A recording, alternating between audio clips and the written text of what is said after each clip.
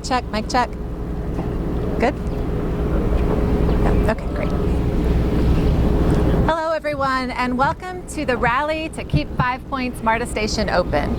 My name is Rebecca Serna, and I'm the Executive Director at Propel ATL. I'm a lifelong MARTA rider. I grew up in the city, and for me as a teenager, my parents allowing me to ride MARTA by myself at 13 was a huge moment for me in my personal freedom and mobility. But today I'm asking myself, why are we here? Why are we standing outside the hub of our system in an important city like Atlanta, asking our transit operator to keep the central hub of our system open? We shouldn't be here today. But here we are, because MARTA thought that it would be just an inconvenience to close 5 Points to pedestrians, to bus riders, to add a significant additional delay for people with disabilities making transfers inside the stations for somewhere between 1.5 to 4 years. At this point, the timeline is so fuzzy, we really don't know what to think. What we do know is what we believe. We believe people should be able to access transportation options that make a basic level of mobility possible. Public transportation is not just about getting places, it's about the places we're getting to. We're getting to work, we're getting to daycare, we're getting home to our families. It's a valuable and essential part of people's daily lives. I'm speaking today on behalf of a coalition of 14 organizations who are deeply invested in public transportation.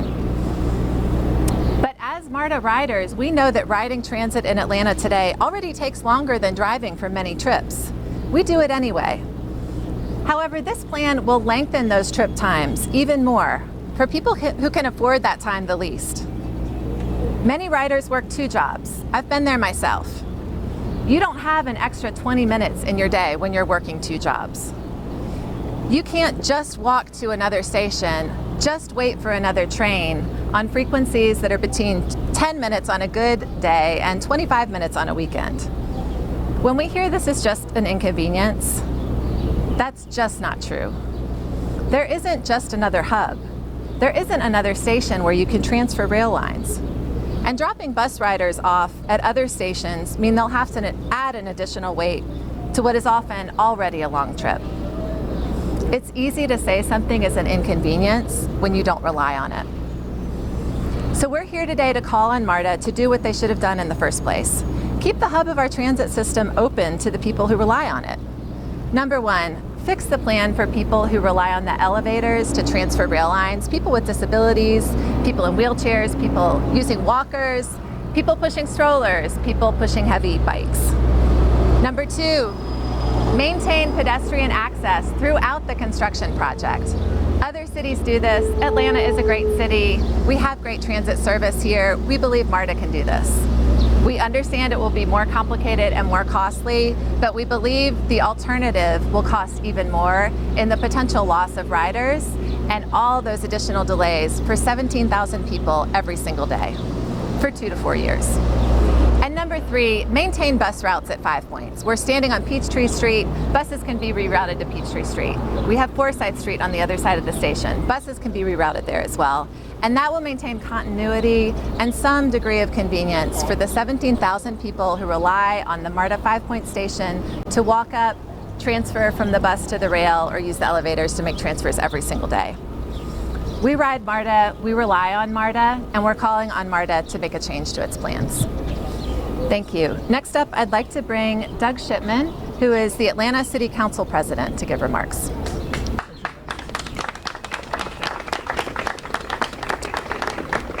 Thanks, Rebecca. And first, let me say a word of thanks to all the organizations that have come together to really focus on this issue. Thank you to Deborah Scott and Georgia Stand Up.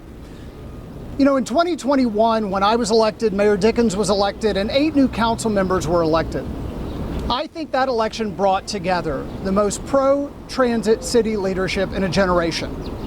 It also brought together people who were consensus builders, who wanted to work together. And you've seen that over the last 2.5 years. Council and the mayor on a whole host of issues have been able to work together. And we also have been about transparency and oversight. Over a year ago, Councilmember Dozier, who you'll hear from, Councilmember Farokhi, Councilmember Overstreet, and myself started to ask fundamental questions.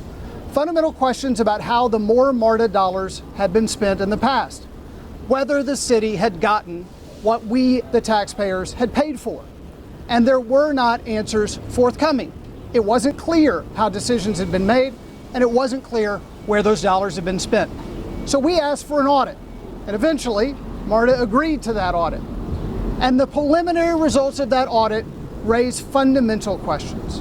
Fundamental questions about whether or not the MARTA program needs to be repaid for dollars that have been spent, and whether or not the plans that we have are the right plans and can be funded. And over a week ago, the mayor called for this project to be paused, not only because of the accessibility issues that Rebecca rightly pointed to, which are completely unacceptable, but because we also need to know that the dollars that are being spent are going to be well spent.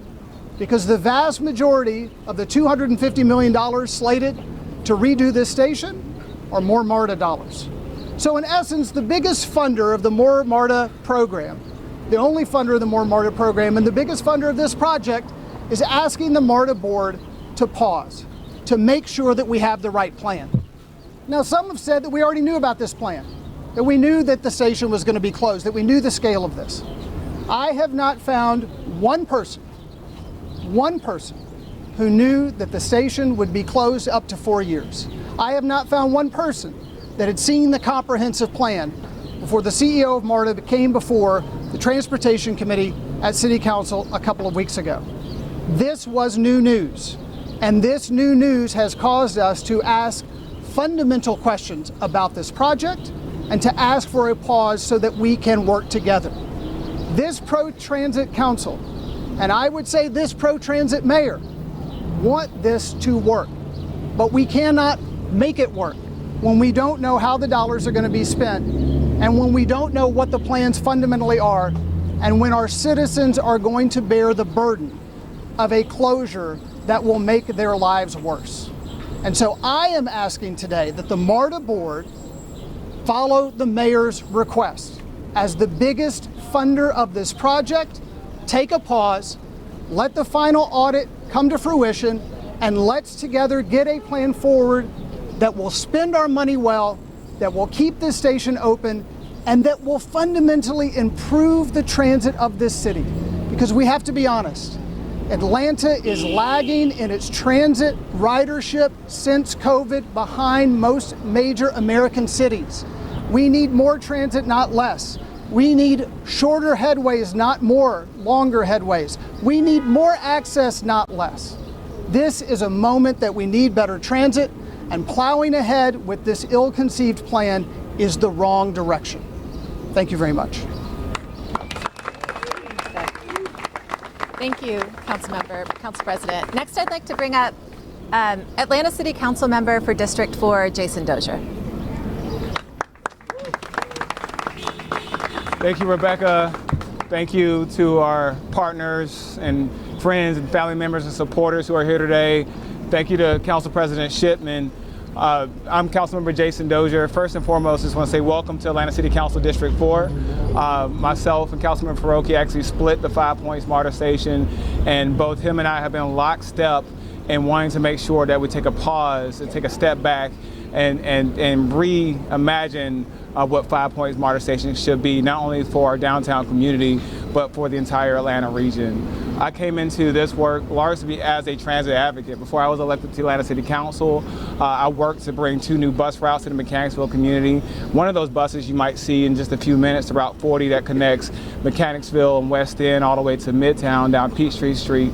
And 5 Points MARTA station has been such an important part of my life for about 6 years. I didn't have a car in this city. I would commute to Alpharetta. I would bike to the West End MARTA station, take the train to North Springs, catch the 143 bus all the way to the northernmost stop in the MARTA system, and then do the reverse in the afternoon. And I did that for 6 years. And so in my role in the Atlanta City Council, I work to make sure that MARTA and the city are aligned in ensuring that more people have access to the region and to our communities. And the only way we can make sure that happens is making sure that our stations are open to the people. One of the things I want y'all to acknowledge, whether you're news media, whether you're supporters, it's just the amount of people that are here walking, going to and from, whether it's underground to the east of us, or going to get something to eat, or just waiting on their bus. The amount of foot traffic that you see behind us is indicative of the fact that 5 Points MARTA station is the busiest MARTA station in terms of pedestrian entry and exits. And closing this station for 4 years would have a radical negative impact on the success of the entire network. And so I echo the sentiment that was shared by Council President Shipman. I echo the sentiment that was shared by Rebecca Cerner with Propel ATL. We have to take a step back and we have to pause this effort to close down this station for 4 years. We can't let the World Cup decide, or we can't base generational decisions on just the World Cup. We have to think about the Atlantans today who are using this system, who rely on this system to get to work, to get to school, to get to the store, to get their kids from daycare. It's absolutely important that we think about the regular people, the regular Atlantans who live and breathe this system because they rely on it so much and so intimately. And so just want to say thank you all for being out here today.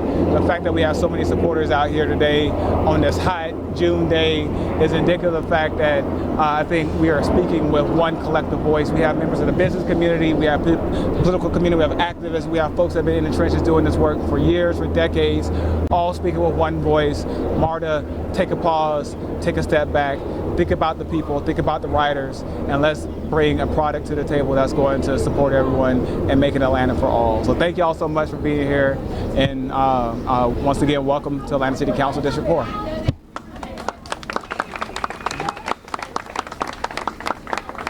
Thank you, Councilmember Dozier.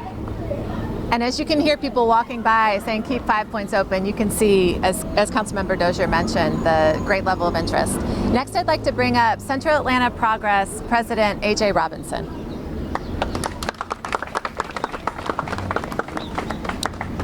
Good afternoon, everyone, and welcome to downtown Atlanta.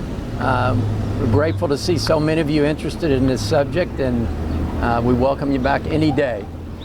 I want to thank our city council members, the mayor, and all of our community partners who've represented here today for joining us in opposing the current design of this station and the access. We are inspired by everybody's leadership and commitment to our downtown community. If done correctly, improvements to the station would be a great complement to everything the changes you're going to see in the core of our city over the next 5 years, which all aim to reestablish the prominence and vitality of this 5 Points area. But if we continue down the current design path, it will be a huge detriment to all who are working in this neighborhood.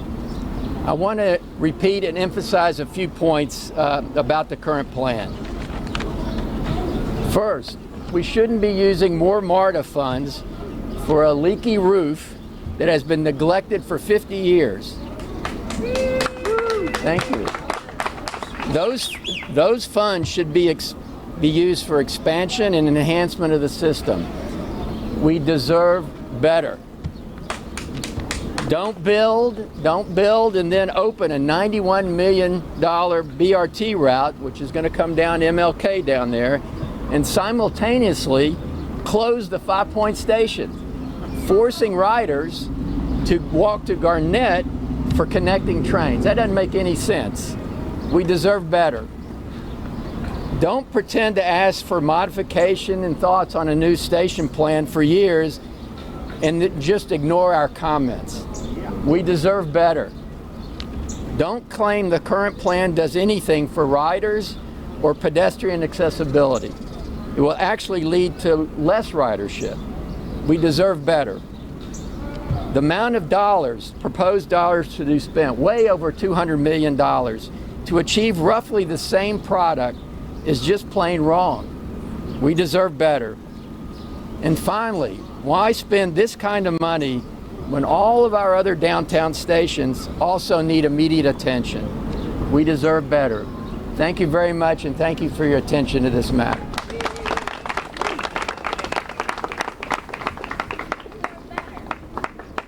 Next, I'd like to bring up Deborah Scott, CEO of Georgia Stand Up and part of our coalition. Show me what community looks like! This is what community looks like! Show me what community looks like! This is what community looks like! Show me what community looks like! This is what community looks like! Show me what community looks like! This is what community looks like! Show me what community looks like! This is what community looks like! Show me what community looks like! This is what community looks like! Show me what community looks like! This is what community looks like!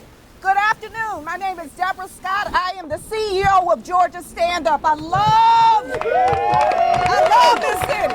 Wake us up! Wake us So up! let me just say, we move this city. ATU moves this city. The people of Atlanta move this city. One of the things that I love when Andre Dickens says this is a group project. Well, look behind you. This is a group project. It's not going to go down like this, y'all. That's right. This is Atlanta. Yeah, The black and brown folks that ride MARTA will not stand for this. that's right. You cannot close this MARTA station. No. This is the epicenter of community. This is what community looks like. I'm not going to talk about the history of slave trading right up the street next to MARTA. This is another insult to the community, to the disability community, to the black and brown community that pay their taxes to make sure the MARTA gets them where they want to go. And if we're asking you to pause to get it right, then we need you to pause to get it right. That's right. Because this is what community looks like. This is what Atlanta looks like.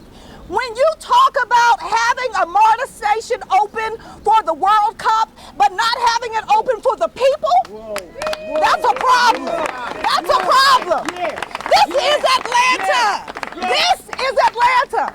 So what we're going to do is we're going to organize, and we're going to strategize. We're going to organize, and we're going to strategize, because this cannot happen in Atlanta in 2024. This is not the 60s. As we celebrate the life of Reverend Fred Taylor, who was known for his bullhorn. He's one of my leaders. I'm committing to this campaign. Rebecca, I'm committing to this campaign. I would like to be able to do something else during this time. But if we have to be out here, I wear the shirt that has Rosa Parks. She sat down so that we can stand up. She sat down so that we can ride transit and buses. And we, in 2024, are not going to let it go down like this. So what we would call on our MARTA representative is call the meeting. Call the meeting. It's time to call. You want them to call the meeting? Call the meeting. Call the meeting. Because if we have to have protests here every day, we will. That's right. That's right. If we have to come to your board meeting, That's right. every meeting, we will. That's right. But in the hot summer, what we're saying is we want MARTA to be responsible for the people that ride it. Yes. And we're saying, no, it's not right. Yes. So wait, get it right, have the meeting, compromise, work with us. This is the way Atlanta gets business done. But there's another way we can get it done as well. Okay? There's another way, because election years mean that we get to change our representatives. That's right. That's right. We get to set new policy. We get to help people to get in position or get out of position. And what we're saying is we stand united. When you have the business leaders and the city council president and the council president and advocates standing together, you can't win. Right. So what we want you to do is respect us, respect what we're telling you, and saying that this plan is not right. We don't want this station shut down in the way in which it is. It is not right, and we're not going anywhere. So this is what community looks like.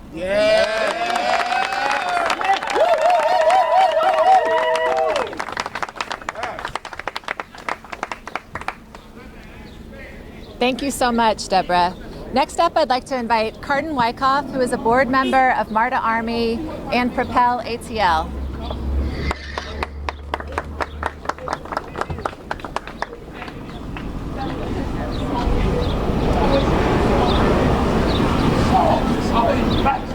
I don't know.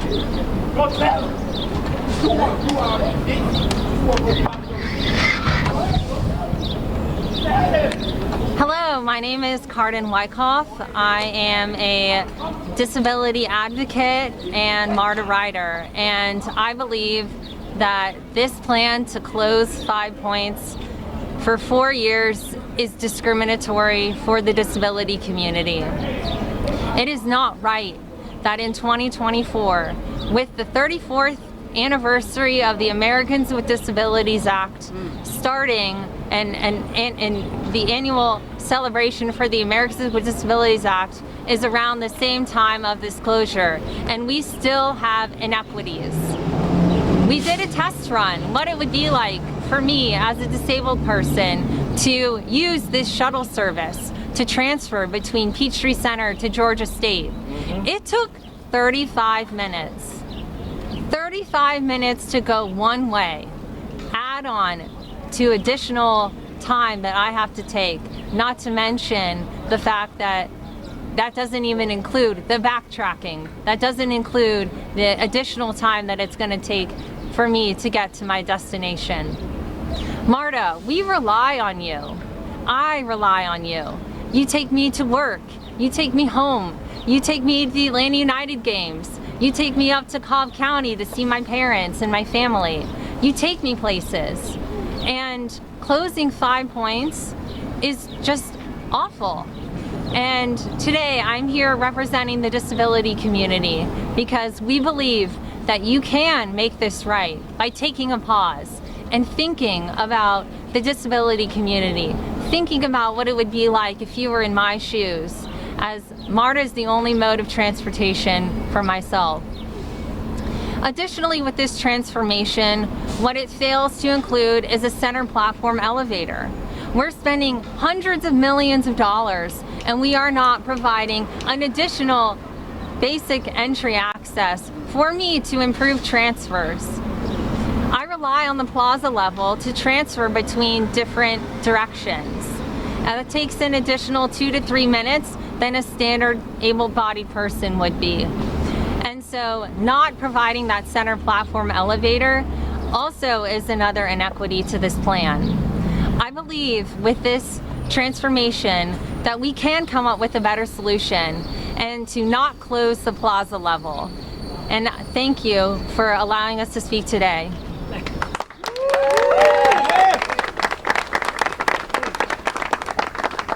Thank you so much, Carden, for those words.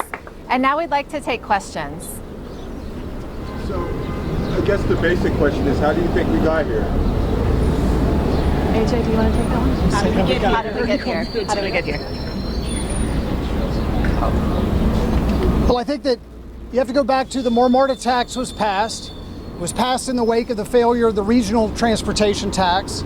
Atlanta basically said, we're willing to take on the burden ourselves in order to improve MARTA within the city. A project list was developed, but over time, we have not seen shovels in the ground. We have not seen a lot of progress. We have seen money spent on the bus system, but we have fundamental questions, which gets back to the audit about whether or not we actually got improvements and expansions to the bus system for those dollars that are spent. And then we basically got this plan after Councilmember Dozier and Councilmember Farokhi sent a letter a year ago with fundamental concerns over the bus access, the pedestrian access, the overall cost, the overall design. As AJ said, multiple members of the community have been giving input over the last year about concerns around this plan. And we got here because largely those concerns and critiques were ignored. A plan was developed without a lot of engagement, and then it was announced a few weeks ago.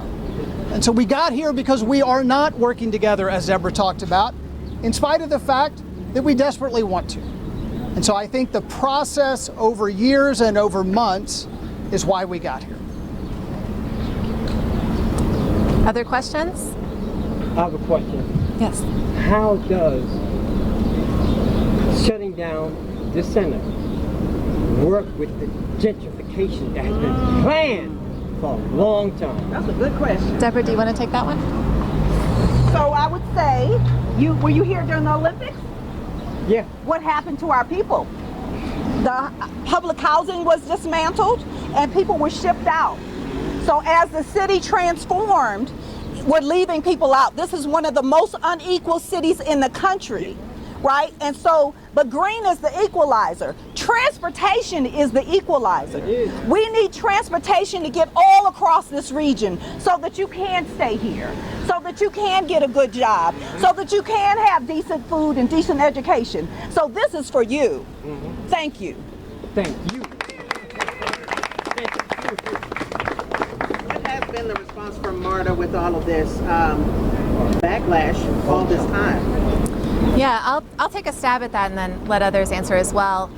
So our coalition, which includes 14 different organizations, including many nonprofits and a faith group, labor union organizers, has met with MARTA on a weekly basis since sending a letter to MARTA CEO Collie Greenwood calling for continuous pedestrian access during construction, fix the ADA inequities that are planned, and maintain bus access.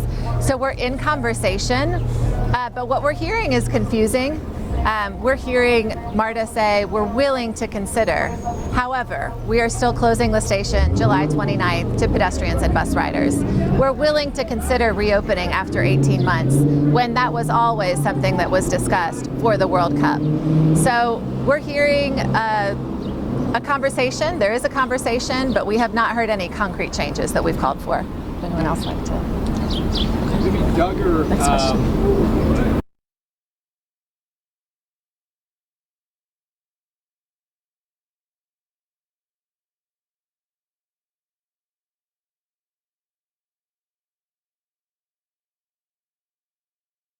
My first question is 18 months okay for inaccessibility for riders, or is that still too long? Would you be more comfortable with 18 months? And then can you talk about the timetable of learning all of this? So when did you learn 4 years, and then when did you learn 18 years? Yeah, well, I think to your first question, as far as, is 18 months appropriate? No, that's a short answer. Having this station closed for any period of time that doesn't have any pedestrian access, I think that there are some stopgap solutions that we can explore. We saw what was done with the airport station, where there was a 4-week closure and then there was some work done to accommodate pedestrian access while construction was ongoing. But 18 months is too long. 4 years is definitely too long. Anything, when we talk about over a year for closing anything, that's transformative for people's lives, negatively transformative for people's lives. So that's a non-starter. As far as when we first heard about that level of closure, I think Council President Shipman alluded to this in his remarks. This is something we've learned just in the last couple of weeks. I learned it through the AJC, or not through the AJC. I learned it during the City Council presentation. The AJC covered it in more detail after interviewing several members of the MARTA team. And so, when myself and Councilman Faroki raised the concerns that we raised starting last year, and I know AJ and Central Atlanta Progress had raised concerns in years prior as well, MARTA was willing to meet with us and talk with us and tell us, here's why we can't do this, and here's what concerns we have with making concessions in this way. Never did we talk about a 4-year closure. Never did we talk about an 18-month closure. It was all about design, design, design. One of the things that I've shared with MARTA consistently is the fact that the city is investing tens of millions of dollars into 2 Peachtree Street right here. We're going to bring about 600 housing units, jobs, commercial. You have redevelopment underground right next to us. You have South Downtown redevelopment. We want to make sure that we've built spaces for people, that people can get here safely, securely, and with dignity. And that's what I've shared with MARTA from the beginning. We never talked about closing anything for 18 months or 4 years. And so that's a very long answer to a very short question, but I think it's important that the people know that we've been bringing these concerns up to MARTA for a very long time. This isn't the first time MARTA's heard from us that we wanted to see something different and see a change, but this is the first time we've heard from them that we're planning on closing the station for as long as they are saying they're going to close it. Thank you, sir. Other questions? If MARTA decides not to renovate, what can the mayor or city council do to get it there? They have an option to be able to, I guess, pull a lever to make it stop? Councilmember? So the IGA, the intergovernmental agreement around MARTA, is specifically between the mayor and MARTA.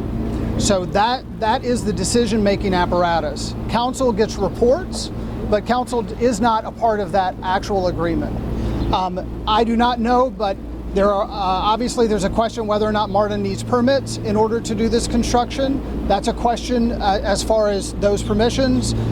There's also, I think, around future projects, right? So if MARTA is unwilling to be a good partner here, then how do we rethink the process going forward for how we make decisions? And this is something that the mayor alluded to in his letter around the preliminary audit, is that the auditors are raising questions about that IGA process and that perhaps that IGA process needs to be reformed. This is something that council has also talked about with MARTA, whether or not the intergovernmental agreement that is currently in place is the right agreement, is effective, is allowing us to get to the best solutions.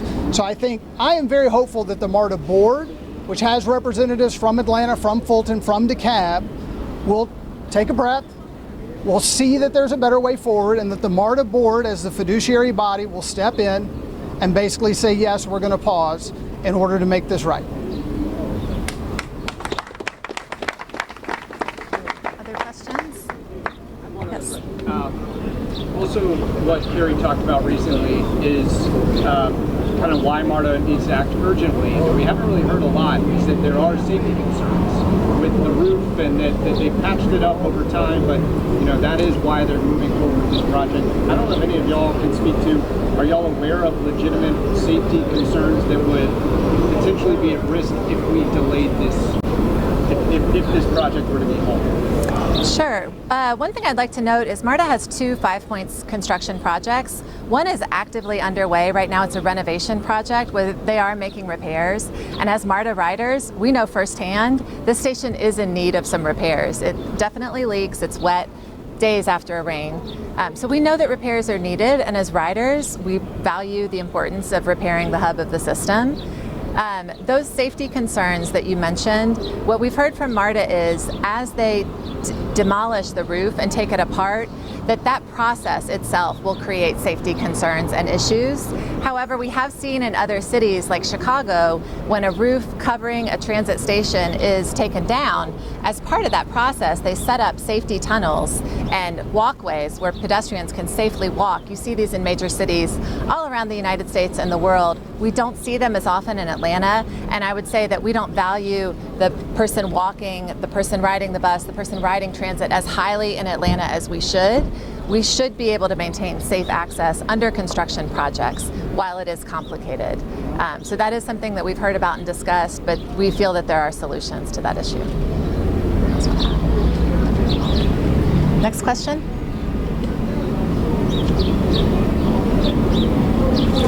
I'd like to acknowledge MARTA's union president, Britt Dunhams, who's here as well. Thank you so much for being here. If you have any questions for him. Are there any other questions from the media? Do you mind giving us an idea about all of who is involved in your coalition up there? I don't think we have an idea. Everybody who is here standing in solidarity for this. Sure. So I'm going to pull up our webpage so I don't miss anyone. And also on the front of the podium, you can see, thank you, Deborah. Loudspeaker this one. I want to make sure everyone hears it. This is important, right? Thank you. Jason Dozier's bus to our left here.